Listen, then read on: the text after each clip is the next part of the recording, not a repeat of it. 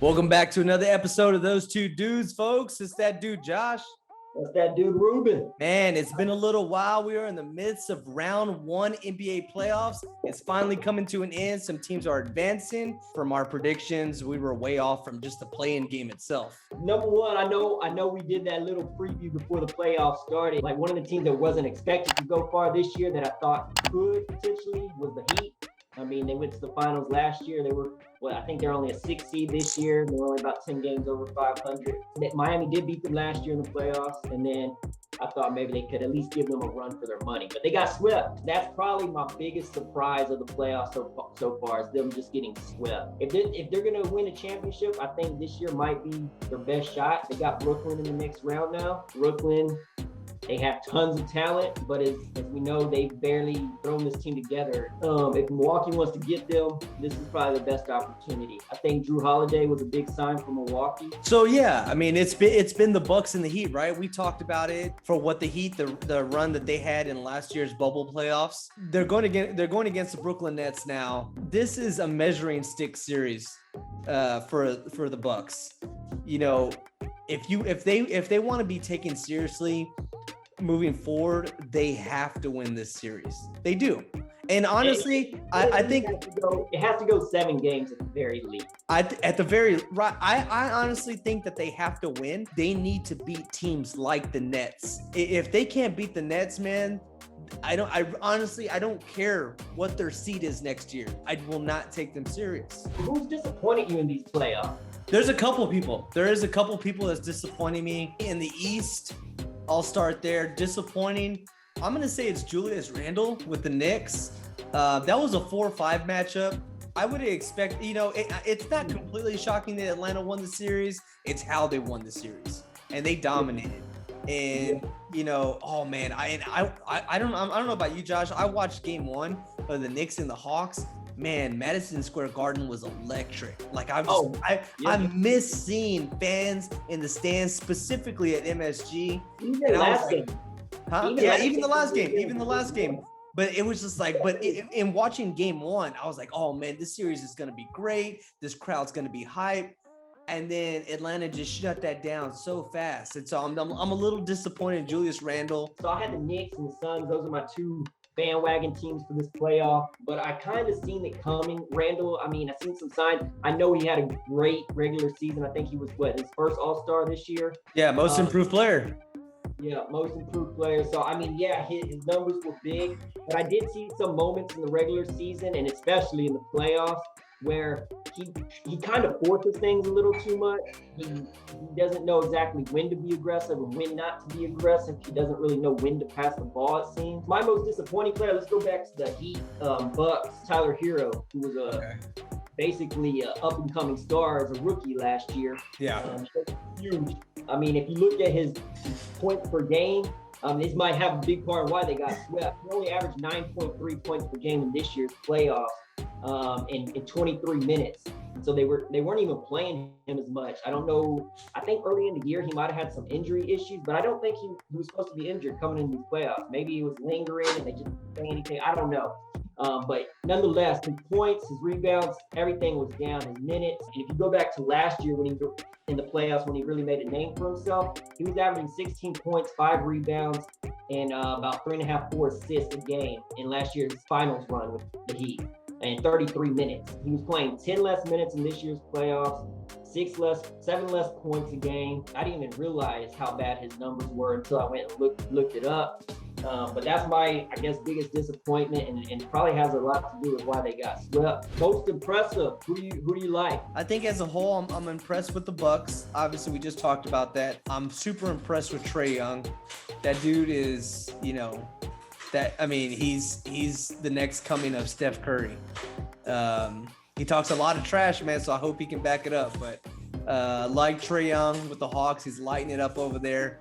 On the West, obviously, and this honestly isn't really a surprise, but with Anthony Davis and the Lakers, Anthony Davis is the best player on that team. If both of them are healthy, Anthony Davis is the best player on that team. As of today, in this playoffs, Anthony Davis is the best player on that team. And then also I've been super impressed with just as a whole, the Dallas Mavericks for, doing what they're doing to the Clippers, which it is impressive considering early in the year they looked like one of those underachieving type teams. Like they were only a few games above 500 for a while there. It was like, what the heck's going on? But yeah, they turned it on late in the regular season. You've seen their wins to losses started improving dramatically, and then they obviously, what they're doing with the Clippers here is very impressive, especially since all three of their wins were on the road, which is crazy. If the Clippers are going to win the series, it has to go 7. Since the first round in the NBA playoffs has moved to 7 games, only 2 teams have gone to 7 games in the first round and still went on to win on the championship. Going back to the initial question you had when we first started talking about it, disappointing. I'm also really disappointed in the LA Clippers. I think the theory was that they tanked the end of the season, so they didn't have to face the Lakers in the first round. They're going to potentially either lose or have to go 7 games in the first round. Both of them are unacceptable. Yeah, I don't know what's wrong with the Clippers because they supposedly have 2 of the best 2, or if not the best 2 two-way players in the NBA. Kawhi is supposed to be a superstar. So I don't know what's going on. They get knocked out in the second round last year. They're down 3-2 in the first round this year. I just don't. Maybe Kawhi and Paul George just don't mesh well together. I don't know what it is exactly, but there's something wrong, it seems. Hot take. Kawhi Leonard is going to be a Golden State Warrior next season. Please, no. That ain't going to be fair. If he goes, oh my God, that team's not. And then also, why would he go there though? Because then he's going to have to live with the reputation that KD's kind of. In fairness to him, he's got a championship. He's already won 2 championships, and the second one, you could argue, was his. Like, he did that. Right. So he doesn't need the validation. He already has it. I wouldn't be mad if he came back to San Antonio. I know that he's not coming back to San Antonio. Yeah, I doubt it. My most impressive player for the playoffs so far in the first round has been Dame Lillard. I've watched, last game especially. Dude, he is a magician. So he's averaging 35.5 points right now, number 1 in the playoffs, and 9.5 assists, which is 5th in the playoffs. So he's 1 in 5 in points and assists. The dude is making incredible shot after incredible shot. He's shooting almost like 48 or 49% behind the arc. I mean, from what I've seen, Dame Lillard is probably the second best shooter of all time as of right now.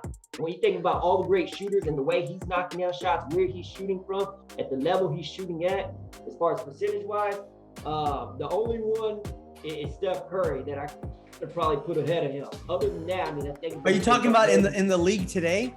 Today and all time. I mean, you think about Reggie Miller, you think about Ray Allen. All time. That's bold, man. I just think Portland, I don't really know exactly what's wrong. I think what it is, their 2 best players are undersized players. Not really tall. They can't, I guess you could probably say they couldn't guard multiple positions. Let's give some projections for our second round matchups there in the East. We got Philly and Atlanta, and we got Milwaukee and Brooklyn. What do you think? I got Brooklyn in 6. And then I got, honestly, I think I got Philly's going to win it. It's going to be, I think, in 6 or 7. I think Atlanta's going to make some serious noise. But I think honestly, Atlanta could just be a year away from being serious. Maybe even leaping Milwaukee if Milwaukee doesn't do anything this offseason. But yeah, so I think all roads lead to Brooklyn and Philly in the East Finals. What do you think? Man, as much as I want Milwaukee to beat Brooklyn, I'm going to go with Brooklyn at 7. They got that home court advantage. So if Milwaukee's going to win the series, they're likely going to have to do it in 6. Yes, I think Atlanta's a very good up-and-coming team. They don't have quite as much experience as Philly does yet, so I'm going to take Philly as well. As far as the West goes, man, there's just a lot of unknowns. Like this whole Clippers and Mavs series, I just don't understand it. I don't understand why the Mavs haven't already closed the series out. I don't understand why the Clippers are having to go 6 or 7 games or just be down 3 games to 2. I just don't understand this series. But at this point, all things being equal, if everybody's healthy, I mean, I guess I can assume that the Mavericks will win it because I don't know. I mean, if the whole team's got to win eventually, right? It feels like the Clippers are just quitting. Like, I don't know. I just don't understand Well, I mean, why this is happening. You had when they were down 2-0, you could have made that point. But then when they came back and won the next two in Dallas, it's hard to say that. But then they go and blow Game 5 at home again, and you go down 3-2. So I don't know. It's a weird series. You don't see it a lot when the road team wins every game, 5 games for a series. I think the winner of the Suns and Lakers series is in prime position to go to the NBA to represent the West in the NBA Finals. Man, I hope you're right, and I hope it's Phoenix. Like I said, that's my team in the West. I hope CP3 could get that ring and then just say goodbye to all the naysayers. Who do you think represents the West, knowing what you know as of today? I think it's the most open it's ever been right now. I'm hoping it's Phoenix, but I'm going to go with Utah. You're going to take Utah to represent the West? They just got rid of Memphis. They've been one of the better teams the last few years. I think Dallas is probably going to close out Clippers. Utah's got a little bit more experience than Dallas does. Dallas is still young. They'll have home court advantage. So I'll see them getting past that one. If it ends up being Dallas and Utah. If Dallas gets out of that Clippers series, I think Utah's going to have a hard time with Dallas. Because Dallas, that's some serious confidence beating the Clippers. That makes the playoffs exciting, though. It's not as fun when it's so predictable. So what I'm really excited about is to see fans in the stands in full stadiums now. You're gonna see more and more attendance rise as the playoffs go on. So I think that's awesome. And with Utah, that stadium was rocking. They got more people there. With Phoenix, I know they had a capacity of 16,000 at Game 5. That's awesome. By the time we get to the conference finals, they're going to be full stadiums, man. That's going to be rocking. We'll try to get this episode up and running real quick. We're looking to have some pretty awesome guests here coming within the next weeks. Stay on the lookout for that. You won't want to miss it. Check us out on Spotify. Check us out on YouTube. Those two dudes, like and subscribe. Follow us. Thumbs up. You got your boy Josh. That's that dude Ruben. Check us out. Pound the like. Follow us. Hashtag. Tell all your friends. Those two dudes. Check y'all later.